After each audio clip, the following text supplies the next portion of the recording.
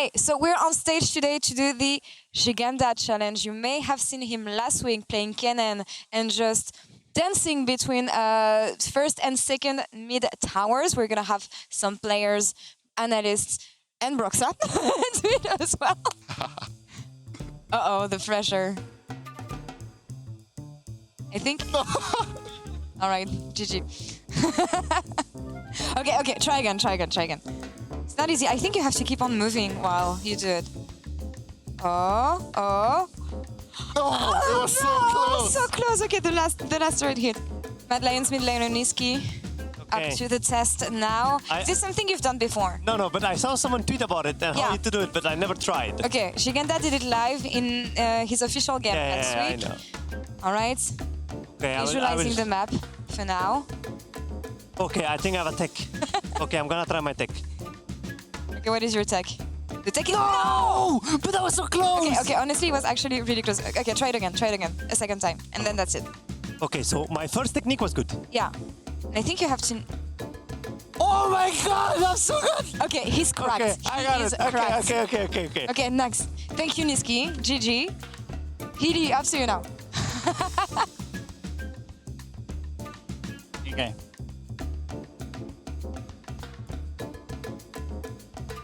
Getting flamed by Niski in the background. You can't hear it. Oh my god! Okay, so I would like to let you guys know that Niski was like, he's gonna fail. He's never gonna do it. Hyli did it on the first try. GG, man. Hyli is cracked. So far, Broxah failed. Niski on the second try. Hyli on the first try. So you have to just like fly over the rift, I guess. Okay. Wait. Are we doing this now? Is it? We're doing this now. This is happening. You have. Okay, you can try it twice. Okay, so from what I've seen before, you. Oh my god.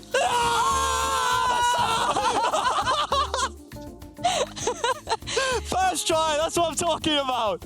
So this this Szygenda challenge is a success for everyone but Broxah. But it was really fun. I hope you enjoyed, and we'll see you on the other side of the studio. Hey, we're back on this side of the studio with winners and losers of this Szygenda challenge. Any first impressions, Broxah, on trying this one yesterday? And I do want to say now I look like a complete noob because I was the only one who failed, but that is way harder than it seems. It's really hard. Hylissang, what's the first time for you doing it, I think? And then you were telling me that there's another tech, as Niski was saying, and that you actually can go on straight line? Yeah, you can do it in straight line, like Broxah tried, but I think it's way harder than if you don't jiggle a bit.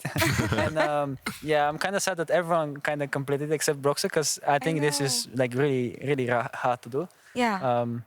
But yeah, I guess we were a bit lucky maybe as well today. Well, GG, and thanks for participating. GG also on winning earlier today. It's nice to have you guys reunion like this on the couch. We were just talking about Szygenda and his Kennen last week. And as G2 is going to play against Koi again today in the rematch, I think this man deserves some praise. He's been playing really well during Spring Split so far, and I think last week also on the Kennen plays and what he was able to do for his team was what set up Koi for success, Broxah. Yeah, pretty much every game, like Szygenda always plays really well. He's always dealing the most damage on his team, which is really rare for a top laner. Usually it's mid or AD carry. And he's just always performing no matter what without requiring any resources. That's one of the impressive parts is 1v1 or 1v2 that he's on point. So really impressive performances. Yeah, and went from playing tanks to more carry champions, AP champions now as well on the top lane, setting up the flanks. Hyli, when you think of Koi and the way they managed to win all those games, what is your understanding of the team? Because whenever we talk about this team, it's like we never know which side of the coin we're going to get with this team. So what is your insights on them?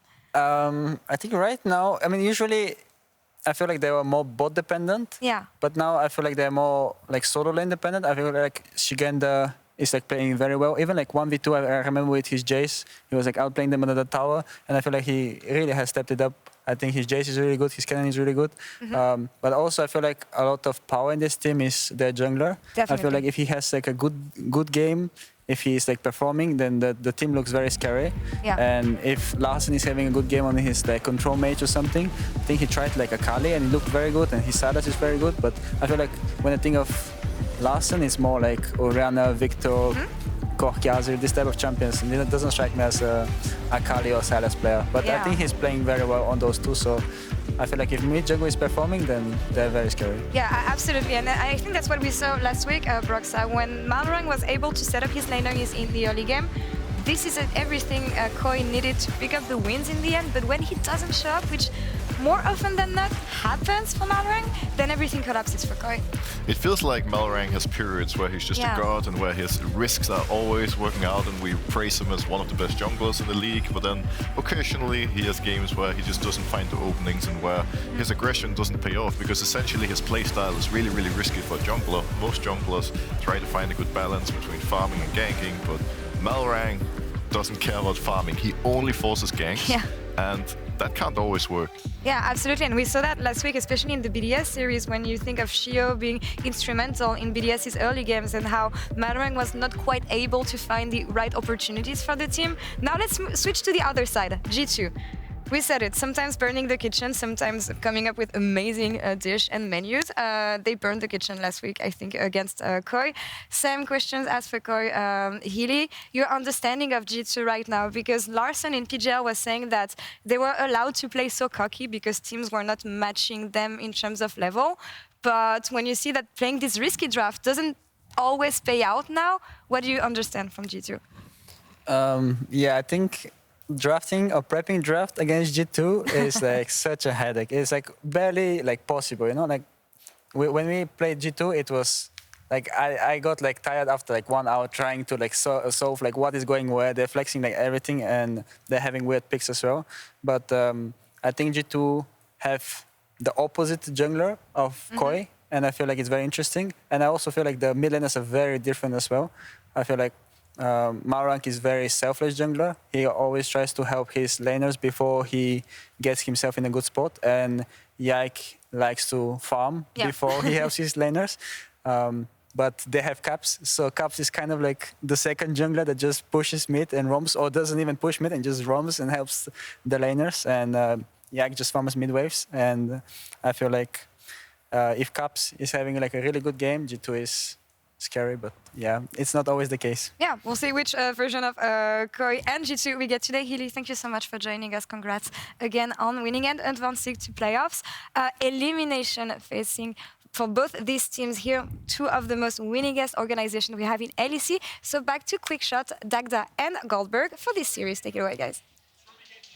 Thank you so much, Laure. Welcome back to the Caster Desk. We're about to jump into G2 versus Koi. Before we play the music quickly, what are expectations for the draft? We got it quite quickly here. So we got one team on blue side, Dagda. We were talking about G2. We're looking at some Rakan, Jays potentially coming out of Vi, but then like the last of really flexes we're looking at. On the side of Koi, well, Draven has to be rid of. Has to be banned. Yeah, Annie there as well. And then the last of them, Maokai, like flex champion, just going off the tendencies we've seen so far. Yeah, it's been 100% banned against Yike. Been very, very strong, even with the flexibility you can bring in. The ability to start fights as well is so strong. So I wouldn't be surprised to try and see that taken off the board as well. But the lights are darkening. I know my time is up. Let's find out as we get the draft for G2 versus Koi.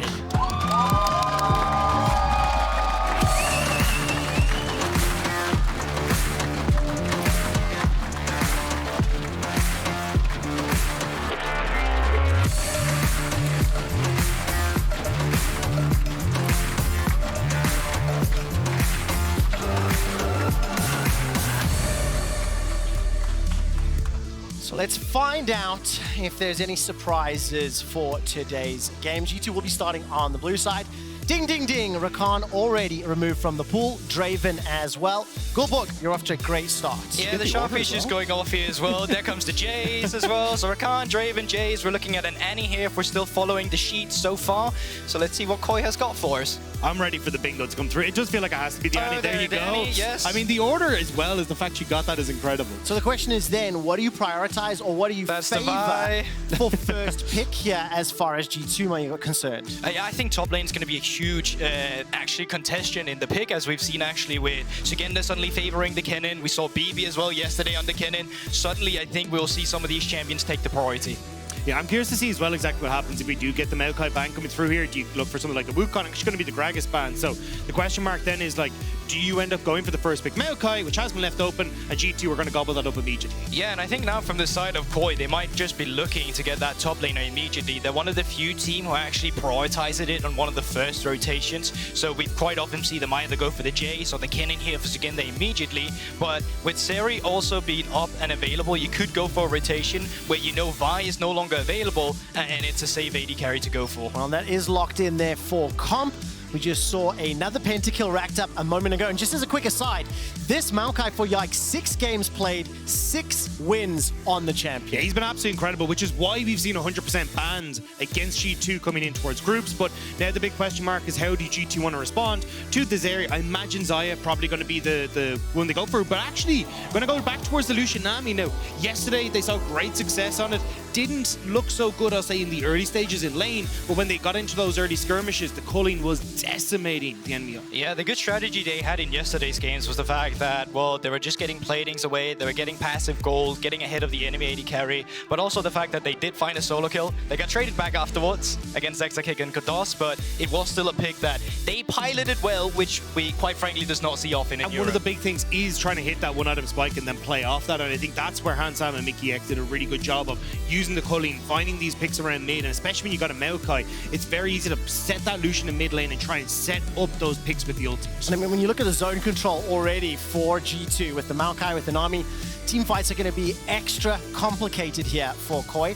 And this top lane matchup is the next focus for me. Olaf removed from the pool. One of those discussions has come up. One of the potential picks or options into that. Kennen, Szygenda and BrokenBlade, what will they be running? Yeah, I think with some of these bans here, Szygenda might be looking for something a bit more passive. Malphite could get banned away just to have that solid engage, follow up with the Wukong, reliable scale with the Zeri. And outside of that, the Kennen is also on the card. So I think these are the 2 top laners that Szygenda is looking for right now. Also, things like the Lissandra, still up and available there for Larssen in the mid lane. I think Larssen had a fantastic performance on it the last time we saw it. Plus, when you start to see short-range compositions like we're starting to get from G2, the power of that Lissandra becomes just twofold. So I think that's going to be the big focus here, seeing if you can get control over the mid lane. And also then, as we're kind of alluding to, it feels like top lane more than likely going to be the big pick on this next rotation. I'm a little bit hopeful and excited to see what Larssen pulls out, because reminder, Koi have already taken down G2 in this bracket. They managed to pick up that win. Larssen in particular, quite outspoken about his opposite number cap. I also think when Larssen has something that he can play into these early skirmishes, that's where Koi have been a lot better, especially when Malrang can play towards him. So things like, you know, the Silences and that have been a lot stronger. And there it is, what Guldborg was talking about, the Kennen going in towards the top side. Yeah, so they banned away the Malphite. I wasn't actually too sure they needed to do that, because Koi actually did not ban Silas, so that could have left open a possibility of you doing that. But they're going to respect the fact that Malphite exists. They get the Kennen on the other hand as well. Question is, are you now looking at what we've seen most of the time into the Kennen, like the Jarvan instead, up towards the top side, creates a very, once again, very low range composition, so that's going to have to go all out from the side of G2. And this Tristana could very well just go into that mid lane as a blind. Yeah, it makes sense. Just very, very strong, especially when you got the AP jungler there. The question mark, though, is does BrokenBlade then want to go towards something like the Gwen in that top side, so you've still got a little bit more of that AP damage? Can do reasonably okay against the Kennen, just to try and farm it up, but actually going to go towards the Cho'Gath. This could be both as well. A lot of players in solo queue have started theorizing how you actually deal with Kennen, and a lot of the answers that we see, either some of the mages like Viktor and Azir up towards the top side, or actually the AD carries. Tristana has been one of the AD carries, so by locking in a Cho'Gath, G2 is actually keeping a flex alive where they say this Tristana might go into caps, and this Cho'Gath might also go into caps, so the flexibility is still there. Now, of course, that Tristana, if caps runs it, will be the 7th time he's played the champion. Out of all the hundreds of games, only 6 previous, 3 wins, 3 losses. The final lock in here for Larssen will be that Viktor. So a couple last seconds to swap around the compositions. But I do think that silence and that knockup are going to have gigantic impact on champions like the Zeri, like the Lulu. And I see 2 big, beefy team fight comps. How do these teams want to win the game here, Guldborg? Yeah, I think Koi is quite happy with what they got. Pretty much everyone's on comfort as well, and you just have the scaling aspect of the game. Szygenda's been phenomenal on the Kennen too. So I think this late game to team fight composition that they got, they're super happy about it. The only problem I see is there's just a lot of peel on G2 when you try to run into a Nami wave, the Maokai ultimate, and even the silences that can come through for a Cho'Gath for someone like a Kennen. It can cause some issues. So I think you're going to have to be very careful in Koi about how you try and approach these these fights. And if you can get control in the early stages, like trying to get some of these early skirmishes swinging your direction, I think that's where you can get control around objectives and then let the Fog of War do the work you want for you. Yeah, exactly. A lot of that is actually going to be the flanks, because you're completely right. If they run head-on into each other, well, the disengage that you can have on G2's tools will just be very difficult. For Szygenda, it's all about finding the right flanks on this Kennen in a team fight for him to be viable. Of course, for Szygenda, one of the surprising players here in the Spring Split has been able to have a significant impact throughout the course of this group stage. So let's keep an eye on the vision. Let's see whether or not he can find those flanking opportunities, but also whether or not the lanes will be set up and managed correctly. In terms of early games, where are we going to be throwing our eyes? We'll find out as soon as we hit Summoner's Rift.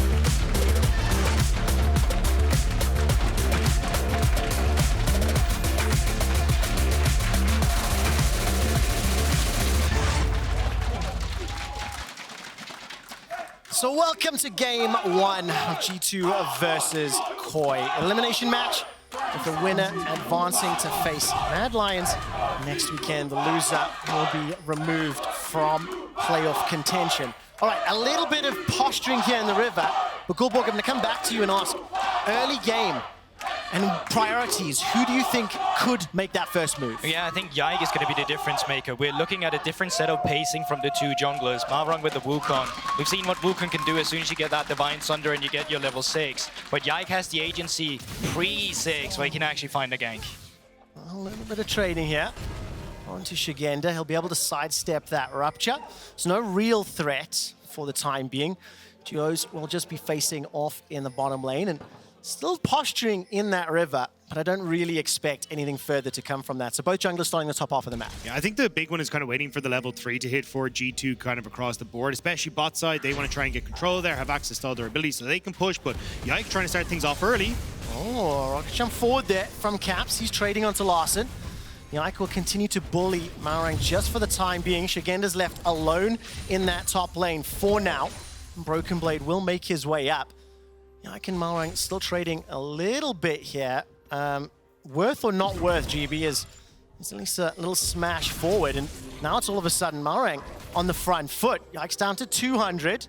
And once Caps moves into the river, he backs off. Yeah, I think it's just always about delaying the level 6 as well, getting an edge as well now that the counter jungle has been more buffed as well, so it's actually easier for you to do what Yike just did. I think unfortunately with the smite, Malrang was the one who secured it, so G2 not getting as much out of that as they would have wanted. And now it means as well that Yike kind of on the back foot will have to go for an earlier reset, so Malrang should have a pretty easy time to start to power farm ahead of Yike, which is not exactly where you want to be. The push for Szygenda in top side makes it a little bit push for Caps in mid lane makes it a little bit difficult for Malrang to play off Szygenda's push in top, but you still have a lot of vision there for Koi in the topside jungle. Yeah, but I think as well with that vision, you can see that Yike has actually decided to just completely skip out on his topside camps. He's only done the wolves. He's going to be moving straight down to bot lane afterwards, and that's something that the Koi bot lane has to respect because their jungle is nowhere near. Well, right now the Koi bot lane is pushing. Caps will be able to get all 4 autos onto Larssen. Rocket jumps forward, forces the level up flash himself.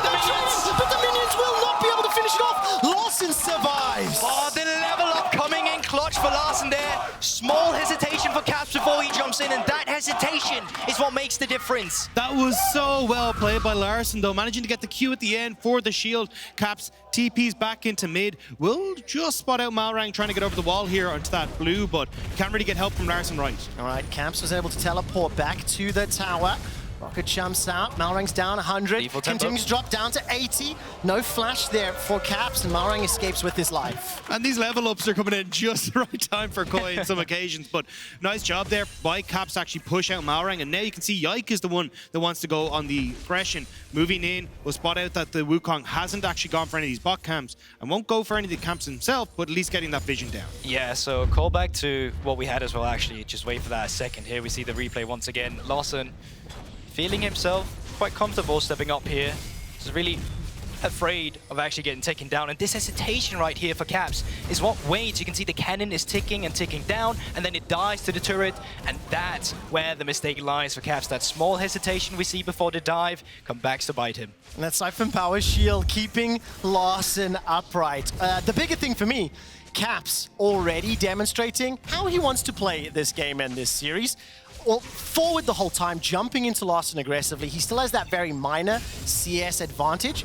For the time being, nothing further, and Larssen, obviously the kill will be balancing it out. And I'm going to keep my eyes on Caps as well as this series goes on, because honestly, I've kind of been a bit disappointed in Caps. I think he's been greeting for a lot of terror plays, greeting in a lot of different scenarios that have actually cost G2 and got himself caught out. Now, Nicky, bot side. Oh, he's in trouble.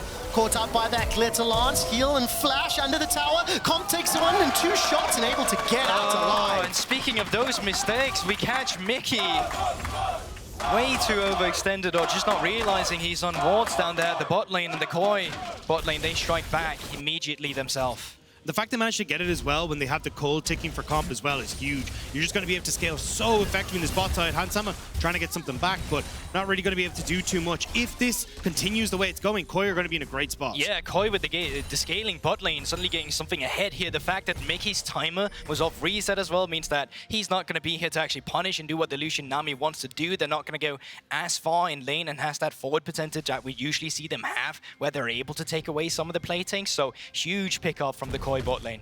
I think a lot of this now is going to be on Yike, trying to see if he can get in towards mid and bot and try and turn this back in their favor. Especially if he can start to pick up those early dragons, will help out massively for G2. You kind of want to put Koi on a bit of a timer to start this game off, because if they just continue to scale into the late game, you're going to be in a lot of trouble. Also, just with the new cam response that's going to come through, this is on the reset where Malrang's actually going to get level 6. All of a sudden, there's a big target on Mikyx not having that flash. So when you start wanting to fight for these Drakes, well, as soon as Malrang hits that level 6, that's where they can look bot side again. I mean, it's 6 minutes into the game, and almost every decision that G2 have made has either not paid off or been punished. The early invade from Yike, Caps trading, looking for the kill under the tower, and of course, Mikyx getting caught out. So Koi have got themselves 2 kills, they've got the 1,000 gold advantage, and we did see Malrang hovering around mid lane, but nothing to make of it. Instead, will now face off against Yike. Caps has already roamed, could join the fray. Sapling toss goes out, and Malrang's just going to be able to decoy over the wall, so not going to find a target to jump onto. Yeah, you can see kind of the problem there for Malrang. The fact he has been set behind early because of the play that Caps made means that he's not actually able to match levels for Yike. So staying behind just a smidge means that Yike now is immediately going to move over towards the Dragon whip push for bot and mid. Yeah, look from the bot lane, or top lane as well, you can actually see right now BB is making his way down. If they needed extra manpower to take this Drake, seeing that nobody actually comes for the contestation, he's going to be moving back up. So it's just mid lane priority, bot lane priority, and even though it's on Vision, there's not much Koi can do about the situation. And this has kind of been one of my big criticisms with Koi, is that even when they do sometimes get these leads, they haven't been able to transition them into objectives. They have some of the worst dragons in groups, as going to just back away here, but at least they're able to get to a lot of these Rift Heralds, and that seems to be their big point of contention, trying to play off these level 6 at the Rift Herald. But Malrang will definitely have to try and play catch up here, because he is still only, or he's still behind in relevance to Yike. I mean, luckily here for G2, being able to take advantage of that mid and bottom lane priority. They start the Dragon stacking at about 7 or so minutes. And I think for G2, definitely not the opening to the game they were hoping for, in contrast to the game that they just played against SK. Their early game was significantly better, as I start that, Szygenda and BrokenBlade start trading back and forth. Feast is 5 seconds away. Szygenda stepping forward, finds the stun and the shuriken, and ultimately nothing more comes from it. But Trymbi is making his way towards the top lane. If BrokenBlade sticks around, there could be trouble. Yeah, they have to try and make a play here very quickly, though, because the reset's going to come through from BrokenBlade. He'll have his ultimate available for this next fight. Kennen without an ultimate is nowhere near as strong. BrokenBlade cancels the reset, though, which does give an opportunity now for Koi to maybe make something happen. Yeah, I don't think they're really going to look for much here. I think with the mid lane priority that Caps has just built off, Yike can move into the river, and with Mikyx around, can look to gain some control around this Herald. Now, neither of the supports have completed their support item just yet, so no wards will be available outside of trinkets. Malrang does have level 6 available to him. It's close enough to challenge Yike, who will not have the backup as quickly. Malrang gets caught out for the time being. Cap steps away. Okay, so definitely posturing and getting ready to fight or contest this Rift Herald. Both bot laners are still in that bottom lane. as Larssen is trading here onto Caps. And for the moment, it looks like G2 have got control of the river. Yeah, they will have control of it. BrokenBlade moved down first. Szygenda was on reset, does not have the slicing Maelstrom, and with Malrang being spotted down on the bot side, they're just going to forfeit the top side, and Yike's going to pick up the second neutral objective for G2. BrokenBlade using the Cho'Gath passive really nicely there to heal himself back up so he could come across and still be relevant. So nicely done there by G2. Both objectives going their way, and they'll need to step it up as Malrang goes bot. There's no flash for Mikyx, but Malrang doesn't have backup. Gets caught by the Aqua Prison, and Hansam's holding on to the culling. Caps stayed in that middle lane, pushing that wave forward. Nothing further comes of it, and Koi, they don't contest the Rift Herald. They looked for some sort of pick, didn't find it, and ultimately come away with nothing. Yeah, Malrang knew he needed to go for that little window. It was the window I was talking about earlier as well, where Mikyx did not have that flash, but no one was really in a position to follow up. Diving single-handedly in between the two turrets. Larssen was trying to move down as well, but even that would have been spotted on vision. So yeah, G2 victory just outside of their early rotation and small trading patterns that leads to priority, that leads to the neutral objective. Okay, so help me understand this now. Koi, despite the gold lead, has felt to me a little bit behind, I don't know, the pace or not really having an answer to the neutral objectives that G2 are setting up.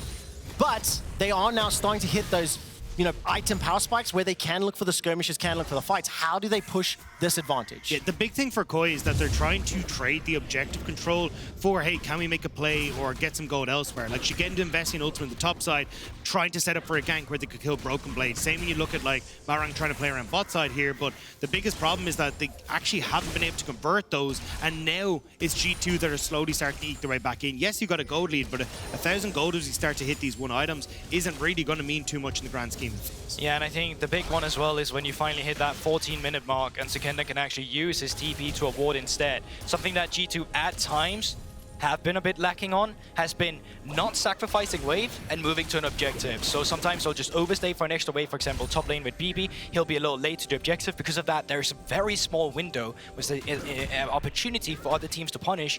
And the punish we're looking for here would then be Szygenda if they overstay for waves. And that's one of the biggest improvements we saw from their series yesterday against SK, was the willingness to drop a wave, TP in, find picks before it even got to the objective. So I'm hoping that we kind of get that from G2, because it's one of the things that has been the staple of their play, not only this split, but for a few years now. Yeah. And of course, that player, Szygenda, just got a glimpse there. He's up nearly 30 CS.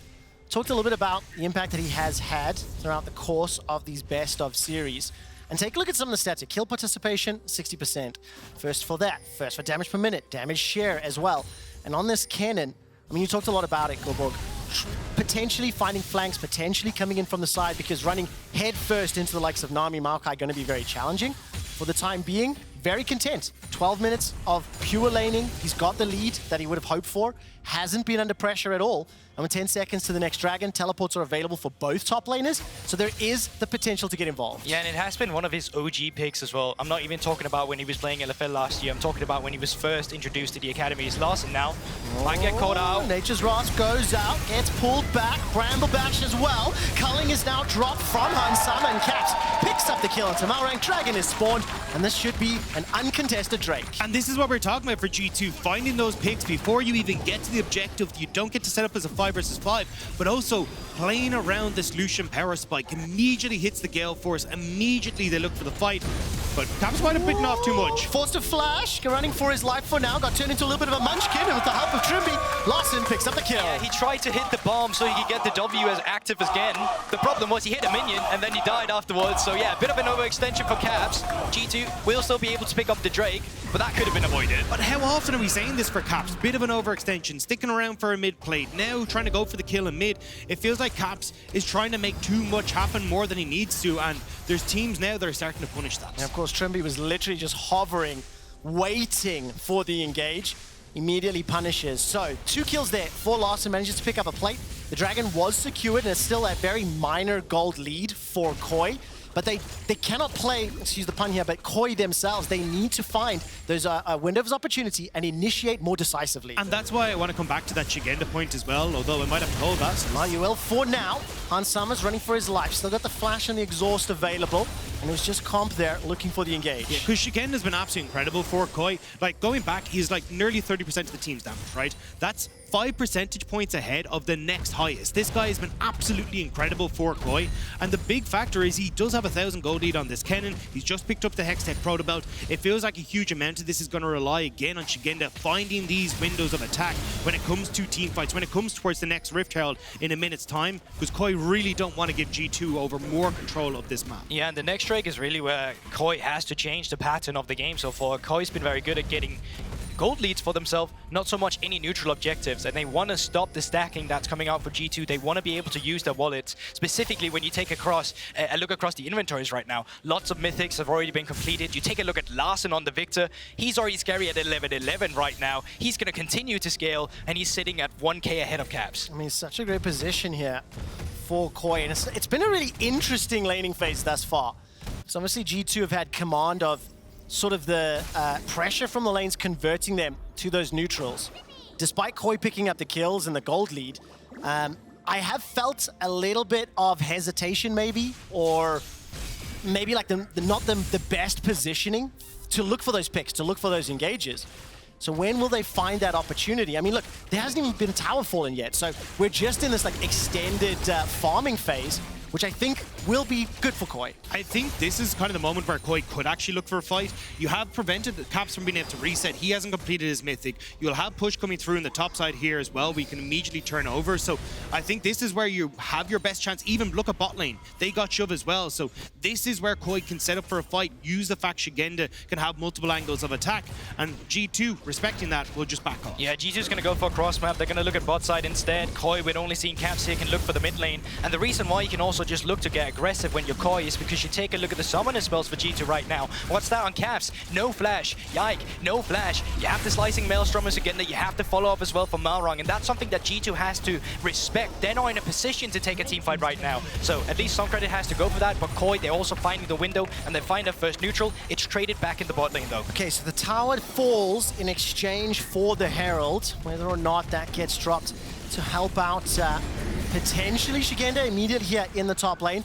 This could open up the map just a little bit further. 1 minute 50 until the next dragon. I want to take a look at the wards as well as vision to whether or not Koi could look for some sort of opportunity, because you do know that G2 will be prioritizing this objective.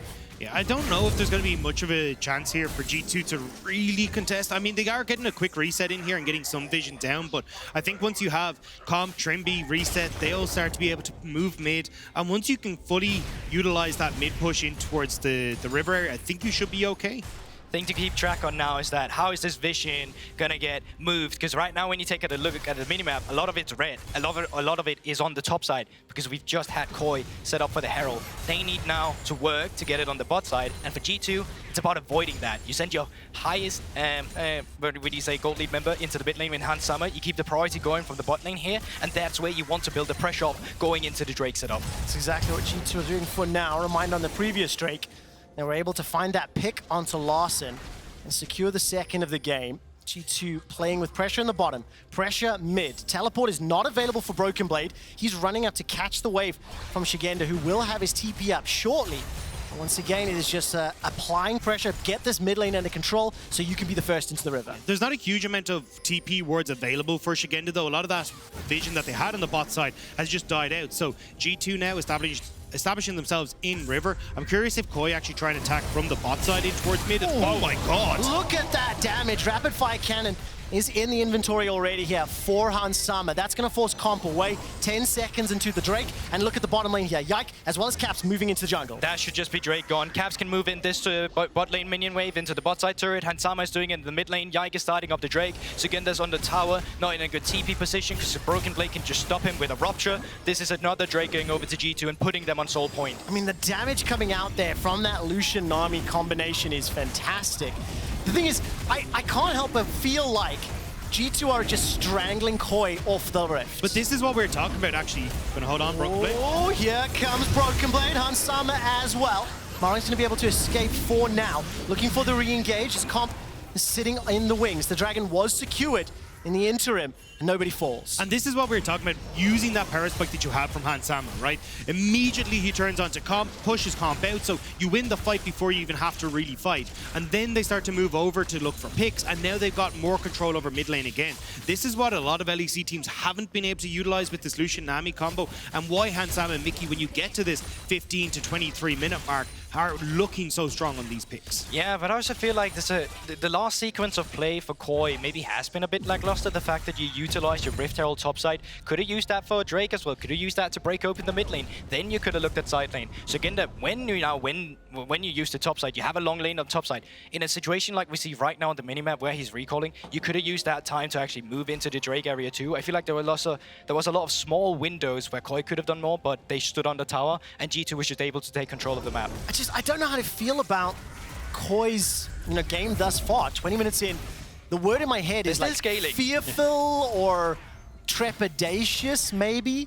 I mean, look, they still had that 1,000 gold lead they had the entire time, but 3.5 minutes to go until this next dragon. And I don't have any confidence from what I have seen thus far that Koi will be able to contest and prevent that from going down. I think Koi are just hyper aware, hey look, we scaled into Oblivion compared to what G2 have available. But the problem is they've been giving away too much now though. Alright, fight on multiple fronts. Caps is going to use that Gale Force. He's dropped by Szygenda and Larssen. While that is happening, mid lane under threat and G2 backing away.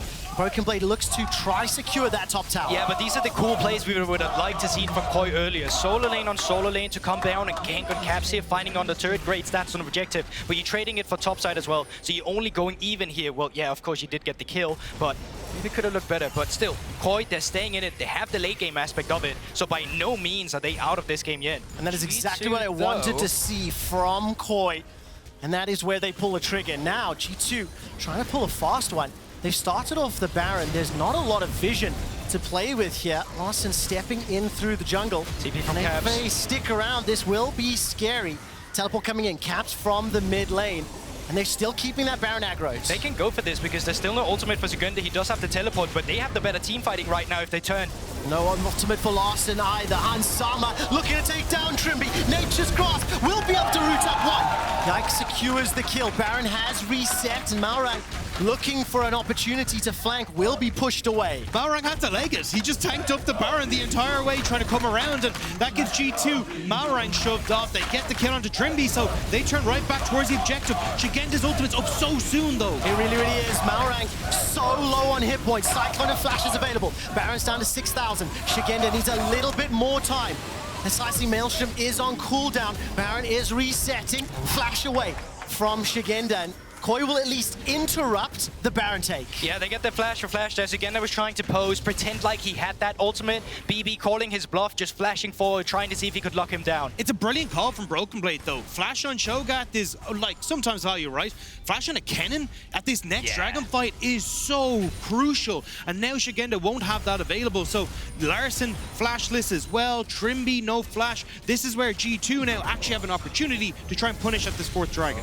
They're going to be looking to initiate. Yeah, Caps going forward. Malrang is waiting though. Cyclone is out. Caps may be taken down, and he is. 1-2 quick kills here for Koi. It's a minute until Dragon, but Koi, they're peeling for Baron. Hans Sama's chasing down Kopp. The culling is rattling away. That's a solo kill for Hans Sama. In fact, it was backed up by Mikyx. Now, do Koi still try Oh my god, he does not get that kill right there. That's Baron gone. What a disaster call for G2 up in that top side to commit. They did not have the vision. They did not know that Trymbi and the rest of them was around to back up Larssen. So a play they initiated completely turns around on them, but that play of Hans Sama getting comp, that saved it. Might have just saved the game for them as well. As you can see here, G2 think they have that moment on Larssen, but great call from Malrang and Trymbi to just stick around. Actually, they even spot them at the last second, so fully committing to this.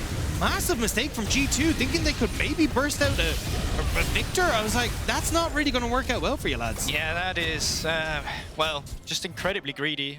What a Nova extend. And then Comp here, finding himself with quite a greedy pathing into Baron as well. Could have gone straight into River. Instead, opts in to be found by Hans Sama.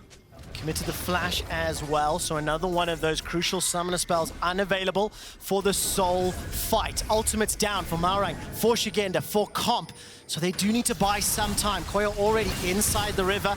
Now being pushed away. Still Caps no ult, Hansama no ult either, so this is kind of a waiting game on both sides to see what they can get up and available. Szygenda needs to buy time, but at that stage, everything will be up for G2 as well. Szygenda can't really get a flank though. He can't. Reminder that BrokenBlade still has Feast available to him. Nature's Grasp will force Koi away. G2 secure the Soul, and now Koi are split up. Comp is taking so much to Szygenda throws down the slicing maelstrom. That's enough to pick up Hansama on the retreat. BrokenBlade the next target. He's on force back, and Yike will now be the sacrificial tree. The Soul, the Dragon, went to G2. Yeah, but Hansama's dead. Now Yike is dead. Can you look at Baron here? The sapling's doing a lot of work. BB waiting around. He does have that feast. Oh, target connects only onto Malrang. Caps flashless. 3 members of G2, 20-second death timers. Facing down 5 members of Koi. They're pushing into the Baron pit. Reminder that they lost the Soul in the previous engage. BrokenBlade is low. Caps, no ulti, no flash. Taking the tower shot as well. Dagda, Koi, they're sticking onto Baron. Yeah, they need Caps to get in here, but Szygenda keeping them peeled away. They're trying to burst this one down. BrokenBlade can't really get into the pit for a smite. Looks like it might be done. Oh, there's Caps going forward, looking for Szygenda. He buys time by going gold, and Baron secured by Koi. There's at least 1 kill back as Szygenda's taken down. BrokenBlade buys a little bit more time thanks to the rupture. Pops on that blast cone, and he will get run down. Okay, so Baron goes to Koi. They still have the gold lead and the kill lead.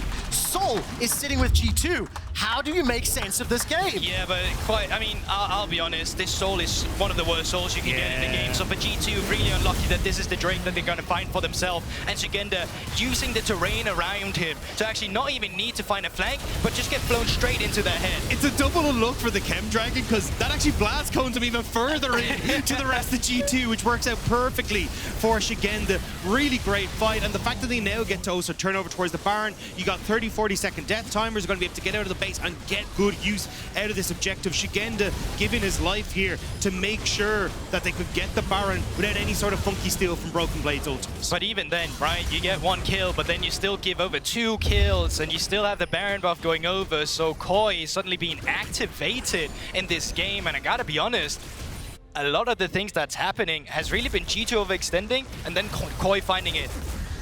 We'll find out if anything else happens here. Szygenda's able to just lightning rush away from that ultimate from Yike, and the rest of the members of Koi pushing this bottom lane. This will be the 4th tower secured. With Baron, with the scaling on their comp and the gold lead, Koi can completely arrest control. Especially since you know Caps is still on top side. Szygenda has TP to try and get down here, so G2 going to find it difficult now to really try and clear this out. This is G2 trying to basically just give bot and maybe take more on the top side. I mean, 1-5-1. Caps and Tristana pushing in the top lane. That storm is dropped by Larssen. The Baron empowered minions doing a lot of work here. Base is opened up. Inhibitor, the next target.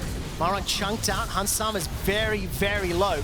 But 2 cannon minions doing a lot. Caps is still uncontested in the top lane. The rupture catches onto 2. G2 start off the fight. Comp and Malrang go forward. They cut down Yike where he stands. Szygenda has the Maelstrom and the flash down the left-hand side. However, BrokenBlade's buying some time. Hansama's been able to heal himself back up. Malrang finds the Cyclone. Hansama forced to dash away, and Flash uses the exhaust as well. Siphon power into the auto. Larssen picks up the kills. Mikyx will now have the backup of Caps, but the rest of the members of Koi, they're onto the Nexus turrets. Szygenda still has flash, he still has that ultimate. Larssen's got that TP, he needs that mana, so they're going back. 3 cannon mains to work with it. There comes the teleport. Immediately coming right back in. 20-second death timer for Hansama. 10 for Yike. Larssen inside the fray. Flash and Maelstrom still available for Szygenda. Caps uses the W, gets out of the gravity field. He's looking for Trymbi and finds him, but will be taken out. The Szygenda-Larssen combo now turn their attention to the Nexus turret. Start chipping away at the Nexus. Yike needs to pull for Miracle, but there are so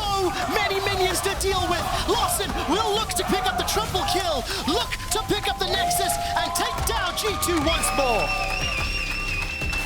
It's looking like it might be a bit of a repeat here. G2 now 1 game away from elimination, and Koi, it was a slow burner, but when they got rolling, there was no stopping them. We said it from the get-go in draft. They got everything they wanted in terms of comfort. And I think specifically giving Szygenda that Kennen should not happen going into the second ban phase. That needs to be taken off the board. But big props to Larssen as well on the Viktor. He was zoning, or rather absorbing an insane amount of pressure and just was the staple carry in the late game. I want to double check that last team fight because I'm pretty sure Trymbi just about got the polymorph off on Cho'Gath before he got the chomp onto comp, which kept the AD carry alive. So I want to have a quick relook at some stage, but really, really good stuff in team fighting. And again, G2, a lot of the problems that we highlighted, like greedy, overstaying, not really synced up. This is not what we expected from the team that won Winter. I mean, it was a really interesting start to the game as well because Koi, late to the punch on multiple objectives, weren't able to set up any of those picks.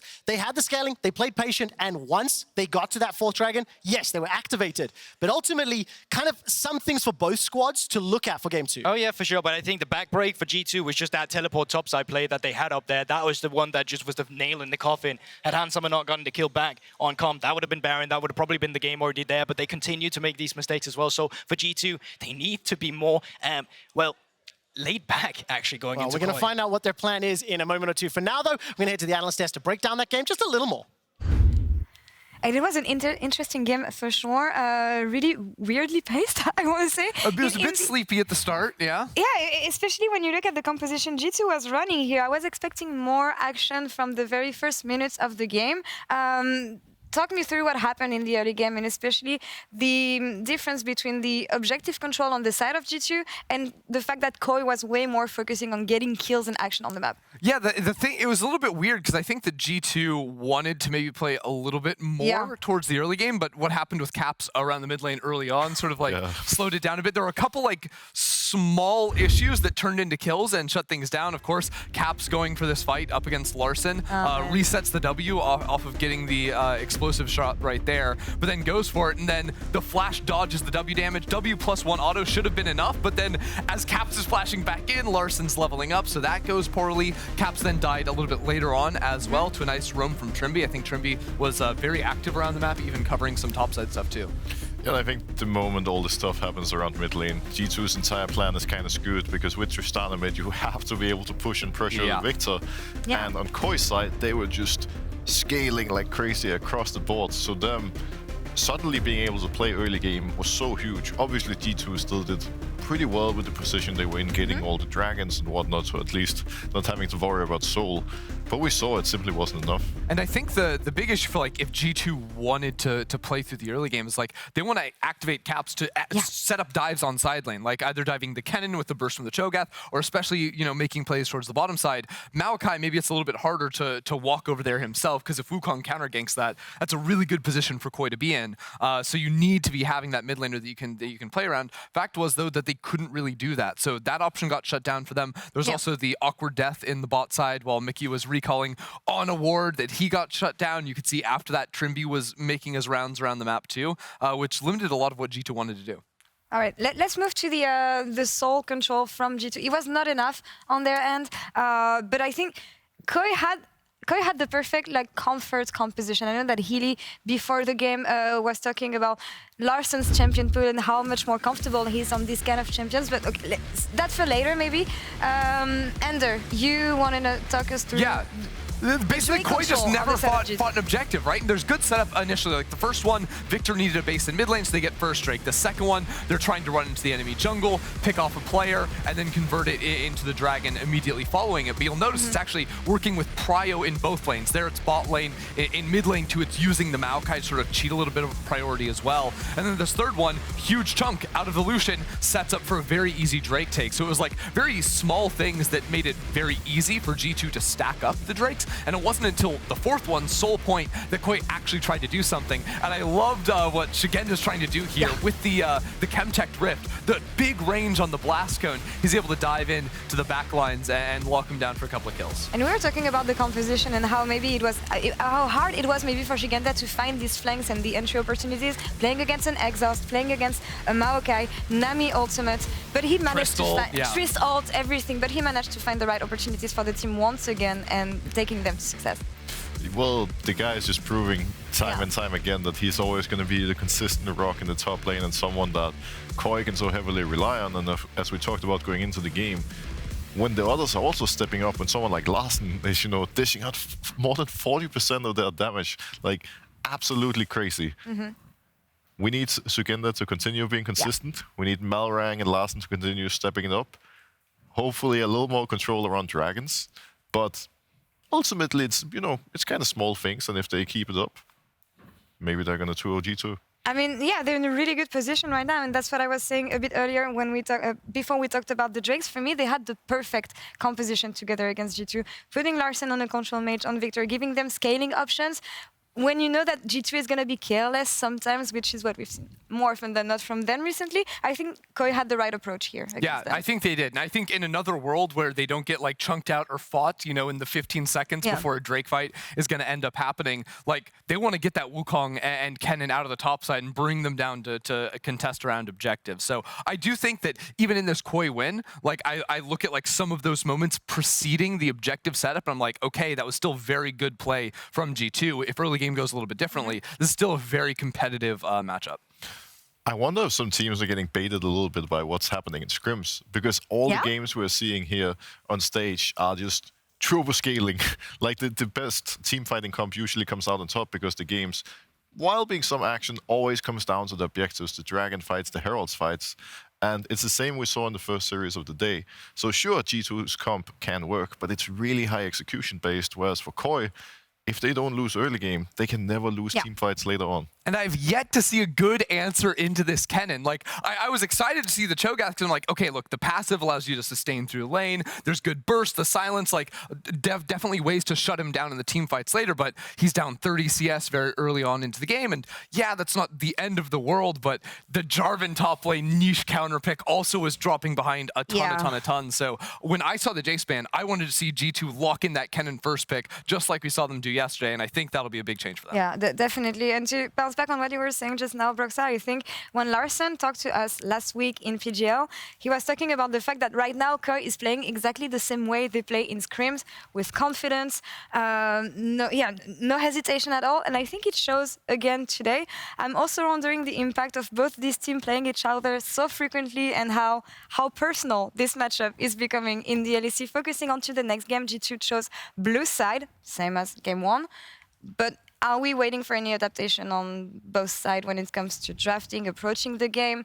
I think ban's the same. It's a Kennen first pick, I would say the same. Not even that Kennen was like the deal breaker in that game, because I don't think it was, but I think BrokenBlade's Kennen was so good yesterday, and I think that's like the G2 like a draft, right? And maybe they were trying to mix some things up. Maybe with like less jungle bans, they wanted to focus the Maokai early, but I don't know. Yeah, well, it's also tricky because part of me wants to say that they need to get a different mid matchup, but at the same time, if Caps' dive had actually worked, it would have been a completely different game, and he would probably have rolled over Larssen for the entirety of it.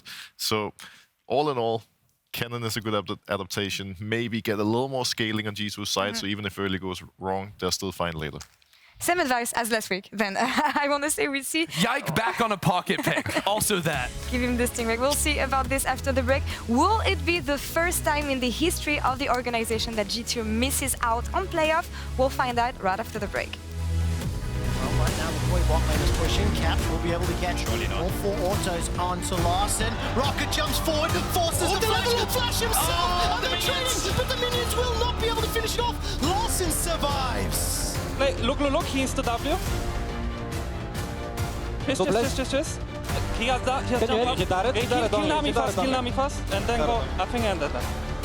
And then there's nothing you can do. Oh. No place. Yeah, okay, you just kill him. Lucian, 7 seconds, just hit if you can kill him, okay? Thank you. Well played. Of course. Sorry for it.